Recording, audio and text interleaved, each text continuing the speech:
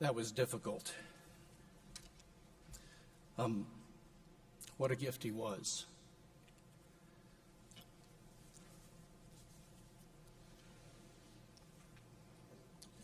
And like so many of you, my wife, Hope, and I,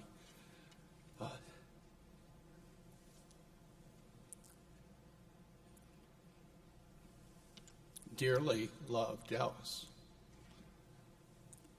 And we love you too, Jane. To be honest, I don't know where I end and he begins. My first year at SC, I took an independent study of metaphysics under Dallas. And I went into his office for an appointment, and he had a big, thick, black notebook, 3-ring notebook. It was his metaphysics notes. And when he had an idea, he would scribble it down and stick it in that notebook. So it had all of his lecture notes and all of his notebook, all of his ideas. And I, kind of like an idiot, I asked him, can I take your notebook home over the weekend and Xerox it? I to this day don't know what I was thinking, but he said, why, of course. Well, I've been studying and teaching out of that notebook for 30 years. And don't tell my students, please. They think that I've come up with some of those ideas myself. We would be remiss if we thought of Dallas only as a spiritual formation leader and thought of him as a man of character, as important as those are. But there was a major part of his life as a committed Christian philosopher and intellectual. And this mattered greatly to him. He was a really good philosopher. And he cared deeply about the life of reason, about the truth, about thinking as a Christian. And he just had different ways of thinking about things that nobody else thought of. Over the last 30 years, I've probably called him 2 or 3 times a year to ask a philosophical question. And I would have been doing research for 2 or 3 months on a topic. I knew the literature. Apparently, I would think he didn't because he wasn't studying what I was studying. And so I'd be down to some question that I couldn't see my way clear on, and I was just up against the wall. I'd call him and say, Dallas, can I ask you a philosophical question? And he'd say, well, of course. And so I'd give him the question, and I'd say, are you tracking on the question? And he would say, yes, I think so. And I'd say, well, you think you can help me? And then I'd take my notepad out, and I would take about 2 pages of detailed notes. And I kid you not, it was kind of like something that nobody thought of, and it solved the problem. And it proved to me that there is life on Mars, because this guy was not from around here, let me tell you. 5 months ago, before he went in for the Whipple procedure, the serious cancer surgery, Dallas didn't know if he was going to make it through the surgery.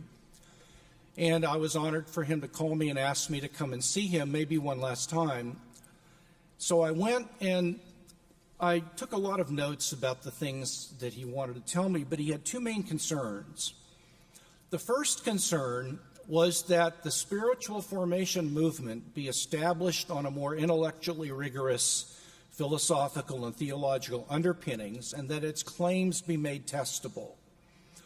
The second concern was his lifelong concern to promote metaphysical and epistemological realism, and he said we must continue to promote these ideas. Metaphysical realism, as he meant it, is just the idea that there's a real world out there, independent of our theorizing about it. And epistemological realism, in his sense, meant that we have direct access to the world and can know it directly. Now, you might think these are common sense ideas, and that's in their favor, but they're not widely believed in the academy. And this is something that those of us who studied under him are going to keep the fight about. We're going to carry this on.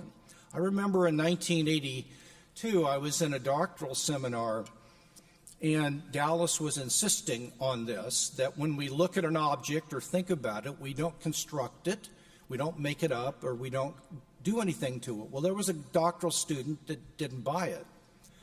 So he said, no, when you look at something, you give it its color. It's not colored unless you look at it. So they went back and forth on that for a while. And finally, Dallas got a styrofoam cup and put it in the middle of the seminar table. And he said, let's try an experiment. Why don't you turn around and stop looking at the cup, and the rest of us will see if it stays colored.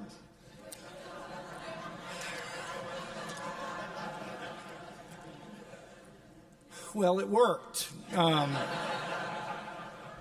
the guy said, well, the only reason it stays colored is because the rest of you are looking at it. So Dallas said, all right, we'll take each person in turn, and we'll have you go turn your head and see if it stays colored. Then you, well, we didn't have to carry on the experiment. The point was made. But at the break, I went back to his office and said, because it was a little tense, and I said, what just happened in there? And he said, JP, we have to stop being bullied. Now, Dallas was a gracious, compassionate man, but he wasn't bullyable. And when he knew something was true, he stood there.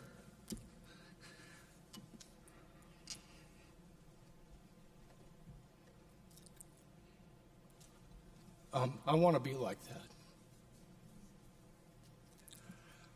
I asked him at a conference in 1983 what his sense of calling was, and he said,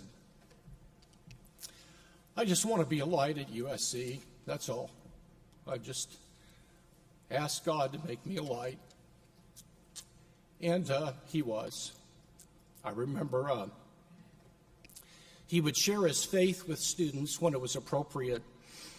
And I was in the philosophy library one day, and an undergraduate who had sat in on some graduate seminars named Joe came running up to me and said, excuse me, are you religious? And I said, well, to be honest, no, I'm really not.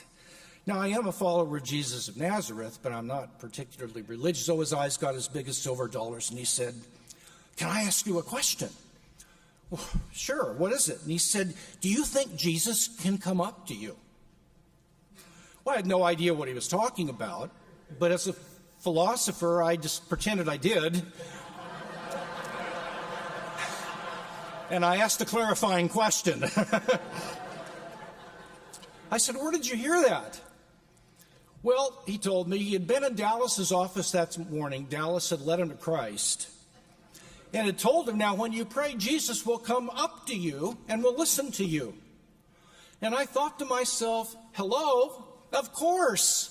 Why didn't I think of that? Yes, I believe in that.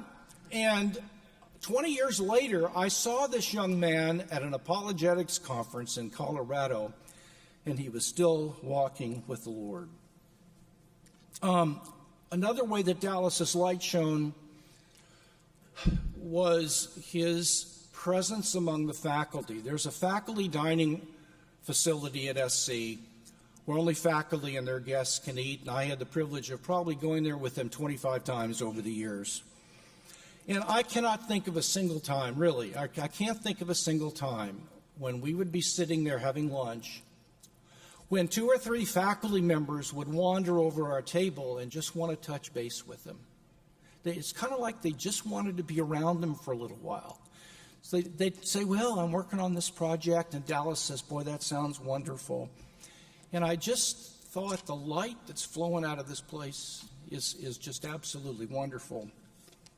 And I just want to say that the greatest privilege of my life was studying under the man.